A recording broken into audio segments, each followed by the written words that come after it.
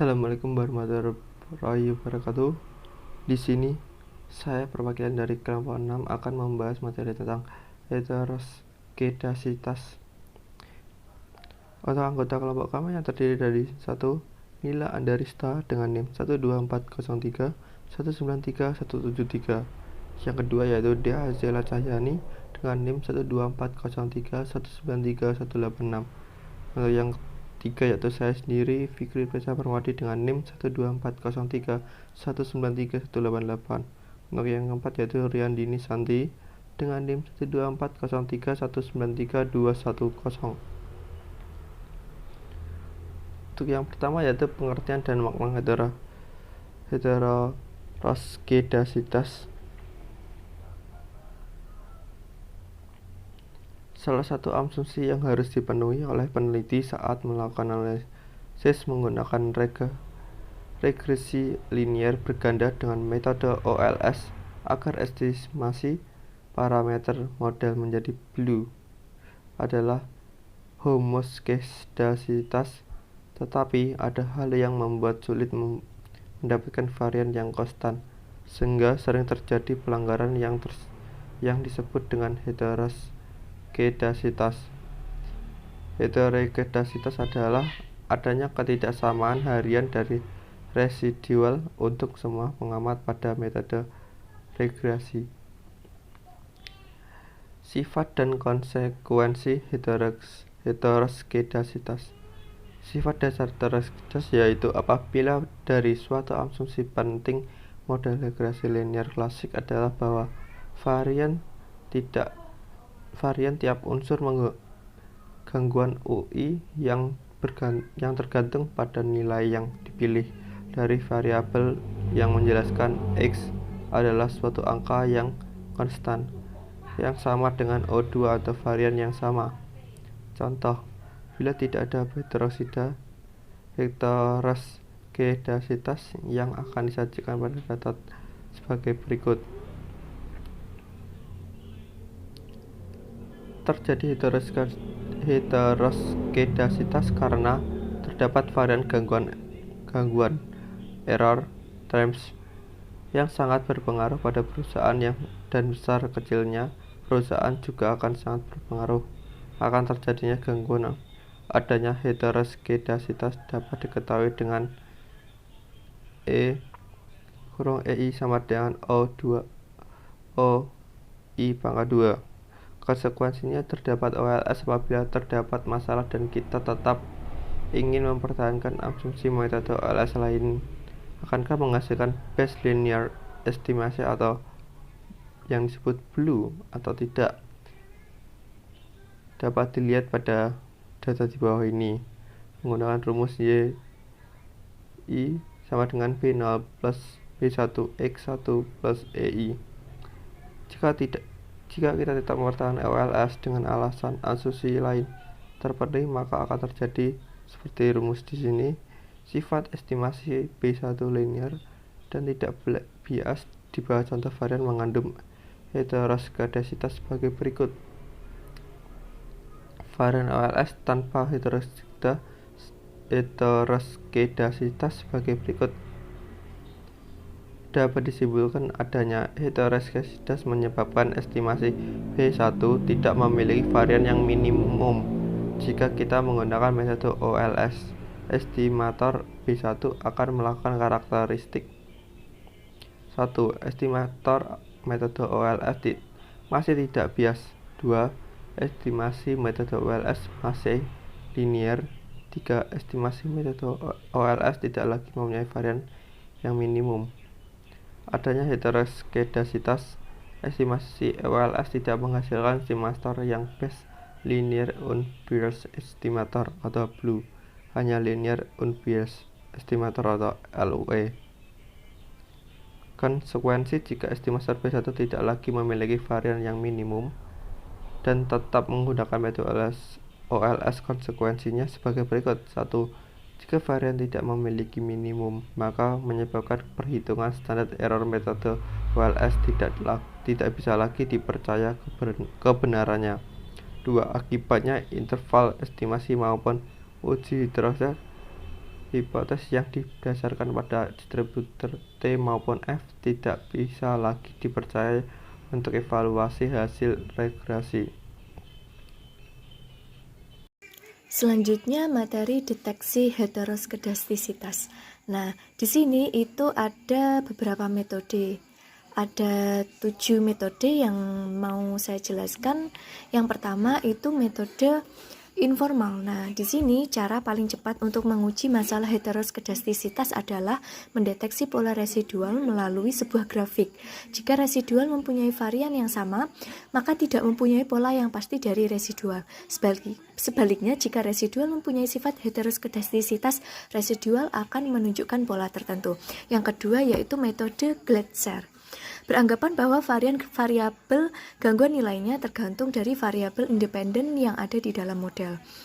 Menekankan pada kegiatan melakukan regresi nilai absolut residual dengan variabel independennya. Yang ketiga itu adalah metode Park. Varian variabel gangguan yang tidak konstan atau masalah heteroskedastisitas muncul karena residual ini tergantung dari variabel independen yang ada di dalam model. Nah, rumusnya sebagai berikut. Model sederhana dengan 1 atau 2 variabel. Teman-teman bisa baca langkah selanjutnya. Dan contohnya itu ada deteksi heteroskedastisitas, metode Park, penyerapan tenaga kerja. Nah, itu teman-teman bisa baca sendiri. Nah, yang keempat, metode korelasi Spearman. Jadi, prosedur metode korelasi Spearman sebagai berikut. Ada poin A, B, dan C. Nah, ini teman-teman bisa pahami sendiri ya. Nanti bisa tanyakan pada saat diskusi. Nah, poinnya ada 4 ya. A, B, C, dan D. Gitu. Yang kelima itu metode Goldfield Juan. Nah, di sini juga ada beberapa poin, ada 5 poin ya, A, B, C, D, E. Nah, di sini kita mengurutkan data dari yang paling kecil. Ada 4 ya. Yang kedua, melakukan regresi pada setiap kelompok secara terpisah. Yang ketiga, dapatkan SSR 1 yang berhubungan dengan nilai X kecil dan SSR 2 yang berhubungan dengan X yang besar. Yang terakhir itu hitung nilai rasio. Nah, yang keenam, ini metode Bridge-Pagan. Mengembangkan metode yang tidak memerlukan penghilangan data C dan pengurutan data. Nah, ada beberapa poin juga, ada 5 poin, teman-teman bisa pahami ya. Jadi nanti kalau memang ada yang ditanyakan silahkan tanya di waktu diskusi nanti. Nah, yang ketujuh itu metode White. Metode yang terakhir ini mengembangkan sebuah metode yang tidak memerlukan asumsi tentang adanya normalitas pada variabel gangguan. Langkah ujinya itu ada 5 poin juga, teman-teman bisa pahami. Materi yang selanjutnya adalah penyembuhan heteroskedastisitas. Ketika gangguan variabel gangguan diketahui. Jika varian sudah diketahui, maka dapat menggunakan metode WLS yang merupakan bentuk khusus dari metode GLS 10. Dengan menggunakan metode ini akan dapat ditemukan estimator yang blue kembali. Di bawah ini contoh kasus WLS bekerja. YI sama dengan B0 plus B1X1 plus CI.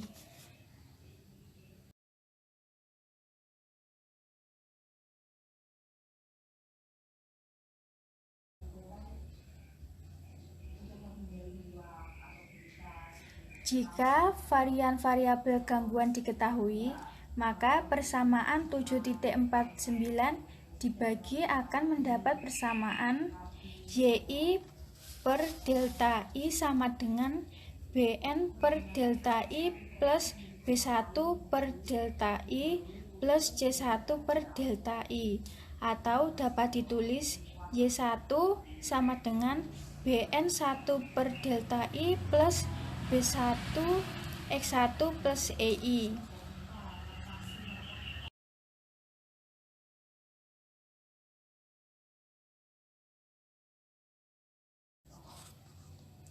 Persamaan 7.51 transformasi dari 7.49. Dari metode transformasi ini akan dapat varian variabel gangguan konstan. Varian EI sama dengan epsilon EI kuadrat sama dengan epsilon EI per delta I kuadrat sama dengan I per delta 1 kuadrat epsilon E1 kuadrat karena varian gangguan delta 1 kuadrat diketahui dan epsilon E1 kuadrat sama dengan delta 1 kuadrat. Maka sama dengan 1 per delta 1 kuadrat, delta 1 kuadrat sama dengan 1.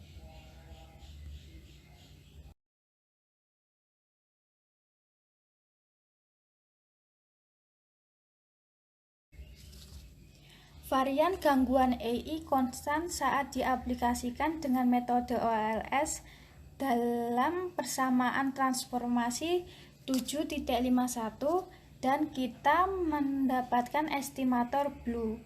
Dan diingat persamaan awal 7.49 di awal tidak blue.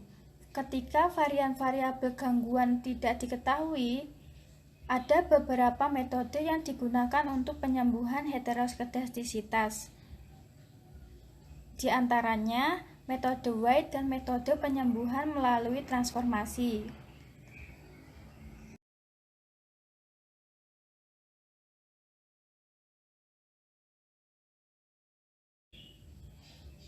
Metode penyembuhan White.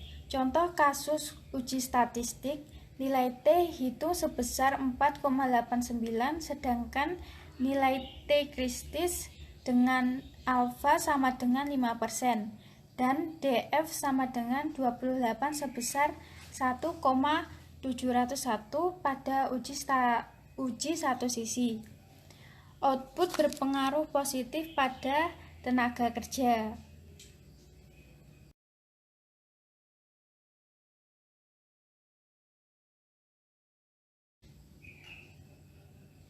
Untuk metode OLS, data tabel dapat dilihat di video.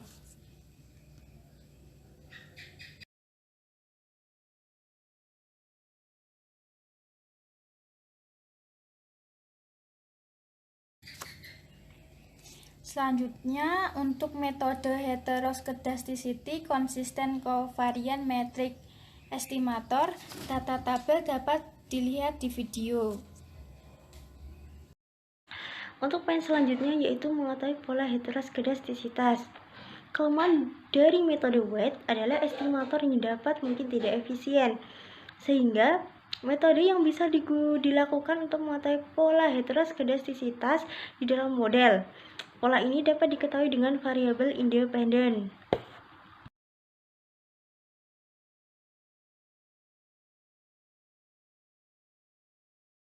Selanjutnya yaitu contoh kasus. YI sama dengan beta 0 ditambah beta 1 X1 plus EI pada persamaan 7.57. Diasumsikan bahwa pola variabel gangguan dari persamaan 7.57 adalah proporsional dengan XI sehingga menjadi persamaan pada 7.58 yang ada di PPT ya teman-teman. Untuk menghilangkan masalah heteroskedastisitas, jika gangguan proporsional dengan variabel independen dapat menggunakan XI, dapat dilakukan transformasi persamaan pada 7.57 dengan membagi akar X1 sehingga akan menghasilkan persamaan pada PPT seperti di PPT.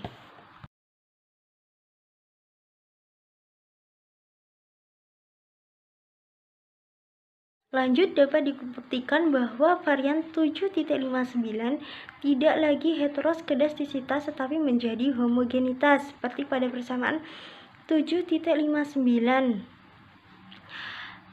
dan menjadi persamaan 7.60. Persamaan 7.60 berbeda pada regresi awal. Sekarang tidak lagi memiliki intercept dan dapat dilakukan regresi tanpa intercept untuk menghasilkan estimasi beta 0 dan beta 1 dan mendapatkan nilai awal dengan menggunakan regresi awal dialihkan pada persamaan 7.59 dengan akar kuadrat X1.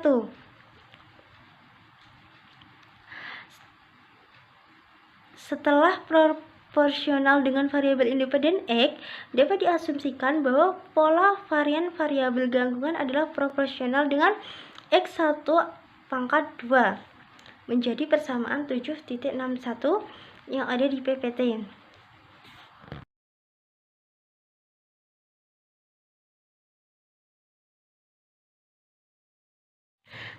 Kemudian dapat dilakukan transformasi persamaan 7.57 dengan membagi XI dan akan menghasilkan persamaan 7.62 yang ada di PPT. Dapat dibuktikan bahwa variabel gangguan persamaan 7.62 sekarang bersifat homoskedastisitas seperti pada persamaan 7.63. Dari contoh kasus di atas, persamaan atas konstanta dan slope persamaan awal menjadi variabel independen dan interstep baru.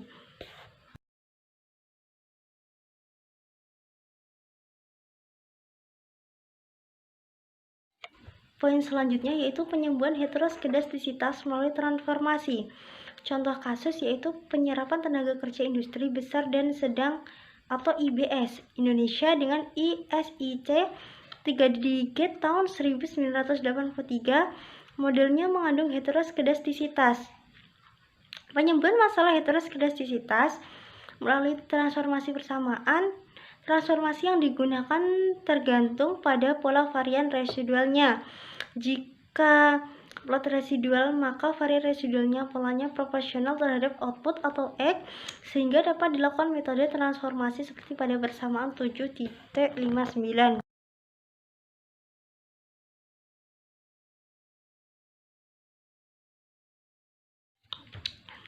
Hasil transformasi persamaan untuk menghilangkan heteroskedastisitas dapat dilihat pada persamaan 7.64 regresi awal, 7.11 koefisien atau klop hampir sama. Untuk mengetahui model ini terbebas dari heteroskedastisitas dapat melakukan metode weight chi-squares. Hitung lebih kecil dari nilai kritis chi-squares dilihat dari nilai besarnya nilai probabilitas sehingga tidak signifikan. Dengan demikian, model sudah terbebas dari heteroskedastisitas.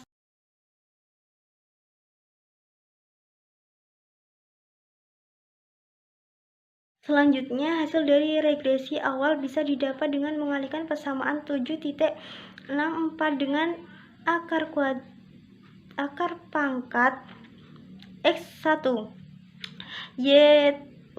YT sama dengan 12258,69 plus 0,000026 XI pada persamaan 7.11.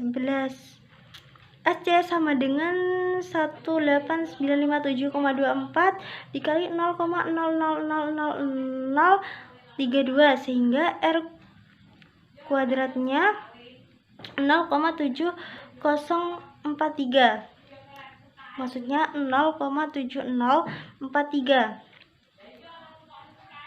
YT per akar kuadrat X1 sama dengan 7433,604 plus 1 per E akar X1 plus 0,000271 dikali akar X1 menimbulkan persamaan 7.64 sehingga SE 5189,123 kali 0,00000026 sama dengan R kuadrat sama dengan 0,278895.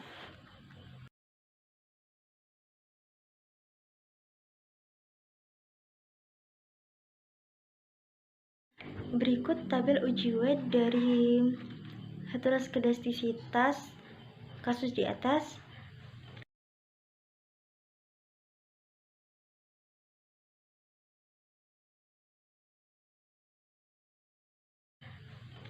Sekian presentasi dari kelompok 6. Kurang lebihnya mohon maaf. Wassalamualaikum warahmatullahi wabarakatuh.